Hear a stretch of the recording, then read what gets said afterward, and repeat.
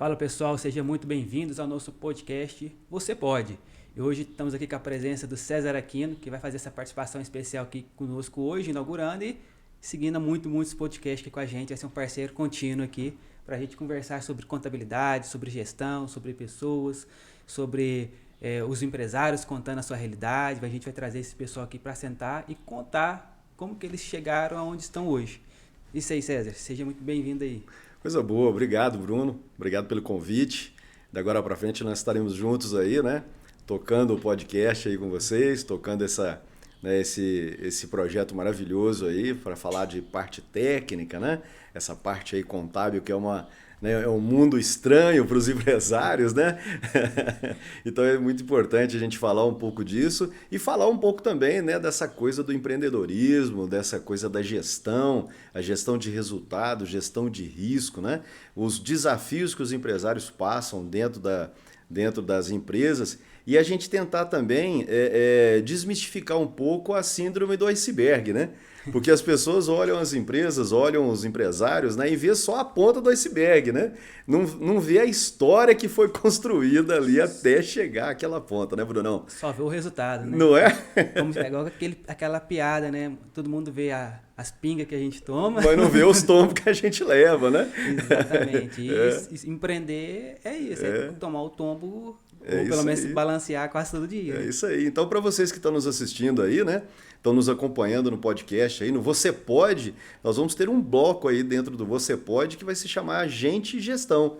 Nesse bloco Gente e Gestão nós vamos trazer justamente essas histórias para vocês conhecerem, né, os desafios, como é desafiador você ser empresário hoje no Brasil, como é desafiador você vencer esses desafios contábeis, recursos humanos, processos internos, tratamento do cliente, né? Então, tudo isso, como é que o empresário consegue, né, fazer com que tudo isso, com que toda essa máquina funcione. E hoje a gente vai começar aqui conversando um pouco com o Bruno, né? Justamente sobre uma problemática que tem acontecido aí no mercado. E eu, enquanto visito os meus clientes, né, Bruno? Sempre existe essa discussão, sempre existe essa dúvida, sempre existe uma preocupação muito grande dentro da organização, dentro da empresa, sobre como é que a empresa resolve esse assunto tributário, por exemplo, né? O assunto fiscal tributário, né? Agora nós temos uma outra personalidade aí que é o MEI, né? Então, quando é que deve ser MEI? Quando é que deve ser Simples Nacional? Quando é que deve ser lucro presumido ou qualquer outro? É lucro presumido e lucro real. E lucro real, né? Quando que deve, aonde que a empresa se enquadra, o que ela precisa de fazer, qual é o momento onde ela migra de uma para outra, quais são os benefícios, né? Os pontos fortes e os pontos de melhoria para que ele possa fazer essa migração, né? Então, isso hoje existe muita essa dificuldade, não é? Com certeza. E aí, como é que é a sua visão disso, Bruno? Como é que a gente poderia começar a conversar um pouco sobre isso? Quando a gente, o empresário, acho que quer montar o seu negócio, né, ele está cheio de ideias, cheio de vontade, cheio de energia, né? E ele precisa aplicar isso no mercado.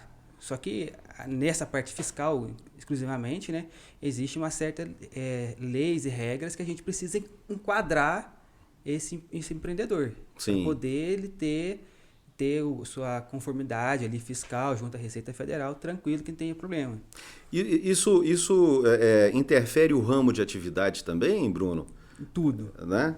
Ramo de atividade, quais que são os serviços que ele está prestando, quais que são os produtos, o tipo de produto que ele vende, por exemplo. Porque cada situação existe uma legislação específica. Sim. A questão interessante que a gente tem que perceber nisso é que muitas das vezes a legislação ela não acompanha os processos de mercado. Existe certo uma existe um gap aí, uma dissonância aí. Entre o que o empresário, ou um negócio novo, né? Por exemplo, quando começou os aplicativos, como que é tributo? Que tributa isso? Isso. Sempre a dúvida, é serviço? O que não é? sempre vai existir... Essa coisa do digital, né? Como é que tributa isso, por exemplo? Se é serviço, se é produto. Então, se você está prestando um serviço, você está vendendo um produto. Sim. É software, sistema. Sim. Eles têm essa discussão, porque ou você está alugando para você usar o serviço, ou você está vendendo o software para a pessoa usar. Ah, olha só, que então, coisa interessante. Tudo isso que tem que ser avaliado. Sim. E é interessante que quando a gente olha isso, que a legislação ela é um texto meio seco, vamos dizer assim, neutro. Sei. Por isso a dificuldade aí do empresário, né? Na hora, quem vai Tem palavras gregas ali no meio. Vixe, não é? Você tem que ler uma vez, respira, deixa de lado, vai lá tomar água, volta, lê de novo. Que isso, que é a ideia que ele está pensando ali para você dar o retorno para a pessoa. Então existe essa dificuldade, inclusive, para contabilidade mesmo, para interpretar a lei, né? Imagina para o empresário, gente, que coisa louca, né? Aí vem caput não sei do que das contas, no artigo não sei do que, aí se for isso, aí quando vê lá embaixo tem uma exceção à regra que não vai... Vixe, tem uma exceção à regra. Uma exceção à regra é uma coisa complicada. Exatamente, aí vai criando benefícios, né? Se for nessa situação, um exemplo, né? Por exemplo, se criou a legislação do Simples Nacional. Lá vai, cada atividade tem um anexo específico. Se você for médico, você vai estar lá no anexo, anexo fugiu agora, mas tem um anexo lá embaixo. Sei. Aí a alíquota ali começa a alíquota mais alta. Mas depois eles fizeram um benefício, uma alteração na legislação. Se você tiver a folha acima de 28% do seu faturamento, você vai poder pagar uma alíquota menor. Olha só. Então, e tem muito médico que não sabe disso, talvez. Não, é médico, toda essa clínicas, linha, né? De fisioterapeuta, psicólogos, odontologia. Todos esses vão enquadrar nessa situação. Olha só, gente, que coisa. Aí é uma exceção. É uma exceção. Uma exceção à regra, não é? Então, cara, e assim, e como é difícil, né, para o empresário, né, que não tem essa discussão dentro da empresa, por exemplo, a não ser que seja uma empresa maior, que tenha um departamento para poder cuidar um pouco disso, né? Mas hoje em dia, por exemplo, nós temos aí uma quantidade de microempresários muito grande, né? E o microempresário, por exemplo, não sabe dessas condições, por exemplo, que ele precisa de estar atento. E Bruno, eu vou aproveitar aqui fazer uma queixa também, né? Nós também temos serviços de contabilidade também que não fazem essa informação, não é? Uma informação mais gerencial, né? Como é que você vê isso, essa questão da contabilidade mais gerencial, para poder informar, para poder acompanhar, para poder estar mais próximo do cliente? Como é que fica esse assunto? Acho que esse processo tem que ser uma mão dupla.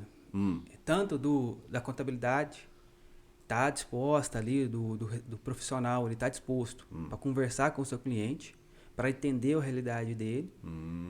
E, que é a outra parte que a gente tem que entender, do empresário também.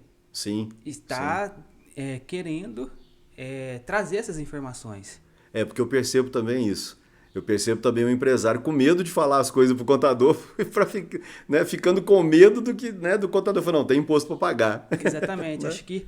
Acho que nesse sentido, fiscalmente falando, né, tributariamente falando, a contabilidade, o contador sempre criou essa fama de mal visto nesse sentido de gerador de impostos, né? Isso. Principalmente, porque os empresários chegam conosco nessa vontade, cheio de ideia, eu posso fazer isso, vou fazer aquilo. Aí a gente vai, calma, que tem esse aqui, tem essa situação. Aí a gente vai colocando, restrições. Balde de água fria no negócio. Exatamente. No sonho do empreendedor. Isso, exatamente. Aí onde que talvez vai, vamos dizer assim, colocando travas, assim, a pessoa vai ficando desmotivada. Aí, não vou falar nada pra ele, não, eu vou fazendo, depois nós vamos ver o que dá. Isso o empresário, né? Exatamente. Eu vou fazendo, depois eu conto pro contador, né? Depois... Aí vem o contador tentando consertar. Tentar dar uma solução para um fato, né? Entendi. Isso então assim, essa dissonância de tempo, né, temporal que então o ideal é que haja realmente uma abertura entre os dois pontos, né? O empresário está aberto a receber informações da contabilidade E, por outro lado, a contabilidade também está disposto a sempre estar com o cliente para os dois alinharem as estratégias juntos, né? Tem como fazer um planejamento, Bruno? Tem como fazer, por exemplo, um planejamento durante o ano, assim? Olha, o que você vai fazer durante esse ano e o que nós vamos fazer na contabilidade para poder te ajudar durante o ano? Tem como planejar isso? Tem sim. Que aí é onde que é a parte importante. Certo. Né? Do empresário sentar e falar, olha, eu vou fazer esse serviço ou eu vou vender este produto. Certo. Tá, aí você cria cenários, né? Assim como na administração, no planejamento estratégico, você precisa criar cenários. Sim. Na parte fiscal tributária também você precisa criar cenários. Porque você ok. trouxe aí vários regimes tributários, vamos dizer assim, né? Tanto Sim. MEI, simples, lucro real e lucro presumido. Isso. Para a gente saber qual que é o melhor desse, a gente precisa do cenário da empresa. Perfeito. Qual que é o faturamento que ele Isso. está esperando ter, para qual o estado que ele vai estar vendendo. Tem empresas, por exemplo, Bruno, que a gente percebe, eu tenho 2 clientes que aconteceram isso, né? Nós começamos o processo durante o ano e ele se saiu muito bem na venda dos produtos e abrindo novos mercados, colocando representações e tal, e deu um up, né? No final do ano passado foi muito positivo. E esse ano já começou também muito bem, né? Então, as vendas desses produtos. E começou a ganhar mais mercado, a distribuir, a dispersar mais, né, os produtos dele em determinadas regiões do país. Mesmo com o planejamento, tem como prever isso? Então, falou, olha, se você aumentar o seu faturamento desse tipo, nessa condição, nós vamos ser obrigados a mudar a alíquota ou mudar o regime tributário. Tem como fazer, dentro desse cenário, desenhar todos esses processos? Sim, é possível. E é importante até a gente analisar isso. Em aspectos fiscais, há escolhas que a gente consegue fazer por um sentido, por um movimento. Por exemplo, entendi. eu consigo optar por exemplo, para 2023 ser uma empresa de lucro real. Mas se no meio do caminho eu perceber que eu errei o meu planejamento, a minha expectativa de faturamento não se foi aquilo e acabou ficando mais oneroso, Sim. Ou meus custos não ficaram tão esperados, eu tive uma lucratividade maior, Sim. eu não consigo voltar para trás. Entendi. Agora, ok. eu não Então não tem como eu voltar para um regime tributário menor, vamos dizer assim? Não. Ou diferente, vamos isso. colocar. Agora, se eu estou, por exemplo, no Simples Nacional, escolhi para minha empresa, 2023, recolher os impostos como o Simples Nacional, à medida que acontece isso, comecei do nada, ou um evento inesperado que não foi planejado, né? Surgiu um novo mercado que aumentou o faturamento. Isso. Você corrige, né, o planejamento e percebe que o Simples não vai te atender. Aí você consegue corrigir a rota e sair do Simples. Entendi. Mas ao contrário... No contrário, não tem como. Não tem como. Tá. E no caso do MEI, Bruno, hoje essa expansão, depois um evento que aconteceu muito aí depois da pandemia, né? Esse momento pós-pandêmico, né? Muitas pessoas começaram a fazer serviços, né? Ou até mesmo vender produtos, né? O que hoje, se nós pudéssemos aqui deixar aqui alguma coisa, né? Uma coisa assim bem concreta, né? Para os nossos ouvintes aí, quem está nos ouvindo, que nos assistindo, né? Que gostaria de abrir um pequeno negócio, por exemplo, mesmo na área digital, talvez, né? Mesmo na área de internet aí, o que o MEI, por exemplo, ele precisaria de construir? Qual que é o planejamento que ele precisaria de fazer, né? Qual que é o entendimento que ele deveria ter? Mesmo com essas dificuldades todas hoje aí... Acho que o MEI, ele precisaria, um dos primeiros momentos que ele tem que ter, é realmente entender que é um negócio. Que é uma empresa. Que é uma empresa. E diante disso tudo, ele também tem... Não é uma renda extra. Não, ele tem certas responsabilidades. Pois o que me apresenta, né, é muito comum, que o MEI acaba abrindo por abrir, para ver se vai dar certo, alguma coisa nesse sentido, e não se atenta às condições que a legislação determina para você ser MEI. Certo. Ele deixa isso meio que de lado. Então ele acredita que ele, por exemplo, ele não precisa cumprir nada. Não precisa, às vezes, emitir uma nota fiscal, não precisa ficar atento ao seu faturamento. Qual que é o faturamento do MEI hoje? O faturamento Hoje, anual? anualmente, Mede anualmente, né? média anualmente. Para mim, se optar pelo MEI, eu só posso faturar R$81 mil. R$80 mil 81 no ano. mil. 81 mil no ano. Salvo, é exceção, A exceção se à regra. você abrir o MEI durante o ano. Aí essa média é proporcional de quantos É meses. proporcional aos meses. Perfeito. Exatamente.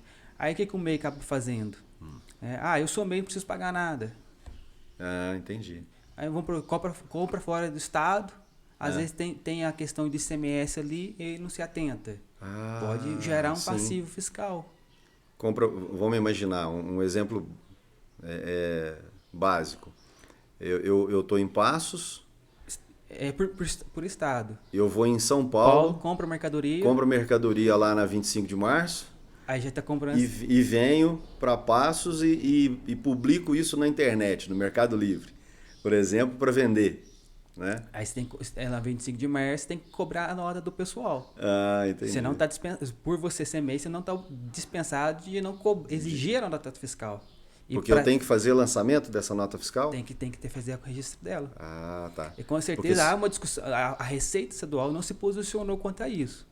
Mas quando se compra fora do estado, dependendo do produto, você tem que pagar uma diferença de imposto. Produtos eletrônicos, por exemplo. Vai muito do ICM. A gente tem que avaliar o produto. Olha só. Para te falar certinho. Entendi. Por exemplo, por papel, produto, não é por grupo de produtos, não. É por produto. Isso. A gente tem que analisar o produto. O produto. Olha só. Aí vai complicando. Meus amigos, é importante buscar uma orientação. Como é que é aquele meme, né? Não entra, não, se não tiver a orientação do profissional. Aquele meme é muito... Com certeza. Aquele meme é muito exato. Eu tinha uns cursos que eu fiz. Um professor, ele usava mais ou menos algo parecido com isso, uma frase que ele usava. Mas ele, como que ele era professor para contadores e tudo mais, ele falava nesse sentido, que o departamento fiscal não é para amadores. O departamento fiscal não é para amadores. Essa parte fiscal não é para amadores. Por conta disso. Por conta disso, essas, é muito sério. É muito sério. Essas diferenças, essa questão da Receita Federal, de cruzamento de informações, tudo isso. Uma senhora, por exemplo, hoje, está em casa e ela resolve fazer pães de queijo congelado. Ela faz a massa de pão de queijo, congela os pães de queijo, quer vender isso na internet, quer vender isso no Facebook dela, por exemplo. Abre uma conta no Instagram, abre uma conta no Facebook lá, ou então no próprio WhatsApp Business, ela faz ali um grupozinho e começa a vender os seus pãezinhos de queijo. E o negócio dá certo. O que ela tem que fazer? Bom, ela pode ser um MEI, por exemplo? Pode. Ou se ela não quiser ser nada, ela pode ser nada? Pode.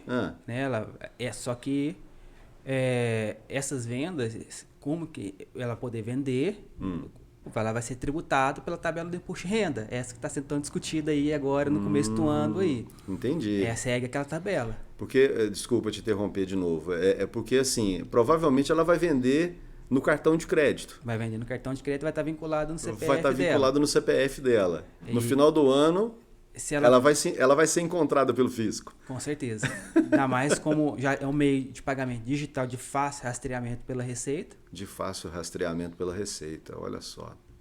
Aí se ela opta abrir um MEI, ela tem que ficar atenta ao limite do MEI. E se ela não abrir nada, ela vai ser descoberta pelo fisco também. Sim. Por causa do CPF. E mesmo existe na legislação uma questão seguinte: se você tem essa habitualidade. Habitualidade, quer dizer, é uma situação constante. Isso, de fazer esses comércios desses pão de queijo. Você pode sim ser equiparado a um CNPJ, a uma pessoa jurídica, como fosse, né? A Receita tem o poder de fazer disso. Ela tem autonomia para fazer isso. E vai te cobrar os demais impostos. Nossa. Como ICMS, depende do que for, ISS. Não é muito comum, né? Mas pode acontecer. A legislação tem lá escrita desse jeito. E isso está cada vez mais próximo. Esse risco não está cada vez mais próximo, né? Porque estão cada vez mais sincronizadas essas informações, não é isso? Sim. Esses bancos digitais hoje, por exemplo, Nubank, C6, Original, Pan e por aí afora, eles estão cada vez mais sincronizados, né? Com a Sim. Receita, né? Tudo gera informação para a Receita. Todas essas instituições, a Receita Federal, ela exige que elas enviem uma declaração, então, ou seja, uma obrigação que chama e-financeira. Certo. Nessa e-financeira vai isso, da onde que está saindo dinheiro, para onde que está indo, e valores, data, aí onde que a Receita Entendi. faz essas malhas. Começa, se passar, tiver muita movimentação num determinado CPF, aparece uma luz vermelha lá na... O fiscal tomando café, pisca lá o nome. Pisca lá pisca a luz vermelha, aí ele vai rastrear isso e vai achar. Acha. Com certeza. Olha só que coisa, hein? Então, por isso, aí é onde que é importante, então, esse pequeno empresário se resguardar, esse pequeno empreendedor, ele se resguardar, né? Ele ir, então, e abrir um MEI, por exemplo. Sim. E acompanhar as suas movimentações, tratar do com faturamento. Ali. Tratar como negócio, como você disse agora. Exatamente. Acho que a grande importância é ter essa visão. Uhum. E entender o risco que ele está tendo. Sim. É lógico, né? A gente entende que em alguns pontos é discutível. Você fica numa margem, num campo cinzento, que a legislação não vai abordar, Sim. mas você sabe aonde que você está pisando. Entendi. E você sabe se der alguma coisa, você vai dar algum retorno. Entendi. Tomar decisão, né? Aqui em Passos, por exemplo, né, nós estamos aqui, para quem está nos acompanhando, nos assistindo, nós estamos aqui em Passos, no sudoeste de Minas Gerais. Nós estamos aqui nos pés da Serra da Canastra, viu? Lugar maravilhoso, onde tem o melhor queijo, a melhor cachaça e o melhor café. Então você tem que vir para cá visitar Passos, né? Visitar aqui São João Batista do Glória, visitar a Rota do Queijo, vir para cá conversar com a gente. E Passos é uma cidade que é polo dos móveis rústicos, não é? Sim. Não é isso? Muita fábrica aqui, né? Muita fábrica, né? Nós temos mais de 200 fábricas de móveis rústicos aqui em Passos. Você já imaginava isso, cara? Desse volume, não. É muita gente, é muita gente. E é uma problemática que nós temos aqui. Nós não temos todas as empresas, né, formalizadas, né? Qual que é o nível de complicação que essas fábricas encontram, né? Nós temos muitos fabricantes hoje, né, que eles não estão ainda, eles não têm a informação necessária, na verdade é essa, eles não têm essa informação necessária, né? O que poderia ser feito, Bruno, para esse público, por exemplo?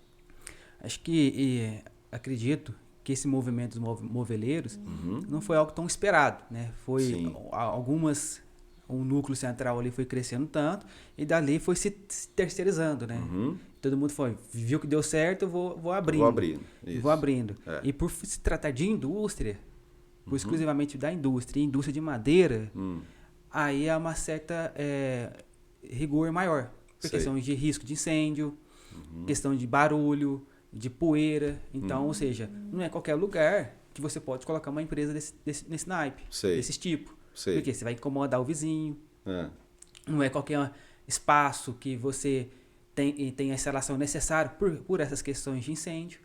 Então, são essas que é a grande dificuldade desse pessoal se legalizar, né? De arrumar o seu negócio. É onde que eu disse. Talvez muitas das vezes a legislação vai para um caminho e o mercado vai para o outro e eles não se encontram, né? Entendi. E qual que seria o regime tributário para esse público, para esse grupo? Depende. Se for realmente alguém que está iniciando, acho que ainda o Simples Nacional. O Simples Nacional. Eles se encaixam no Simples Nacional. Encaixa. Se a gente pensar bem, César, olhando essa realidade, é uma análise que eu vejo e faço. Na verdade, por exemplo, a gente tem a indústria que ela terceiriza. Vamos pensar igual a gente tinha que hoje diminuiu bastante, o pessoal de roupas. Né, as fábricas de roupas também. Sim. Tinha a indústria da fábrica e elas contratavam as costureiras para fazer a facção. Sim. assim como está acontecendo com muitos moveleiros. Uhum. Tem a indústria que ela faz o quê? Ela terceiriza parte da produção. Sim, Na verdade, esse daqui não é uma indústria, assim. É uma indústria, mas é um prestador de serviço. entendi. Porque ele não comercializa o produto. Legal. Apesar de, no dia a dia, eles tratarem dessa forma, né? Olha, que você faz essa cadeira para mim, eu te pago tanto. Mas às vezes ainda te fornece a madeira e tudo mais. Isso, é. Mas ainda assim, eu enxergo muito mais como um prestador de serviço. Prestador de serviço. Igual ao da facção. Entendi. Legal. Beleza. Bruno, vamos encher os copos d'água? Daqui a pouco a gente volta. Beleza. Preocupado você tá tocando o telefone aí. É o meu? É o seu que tava. Ué, mas Tem alguém insistente aí. E eu vi aqui também que a minha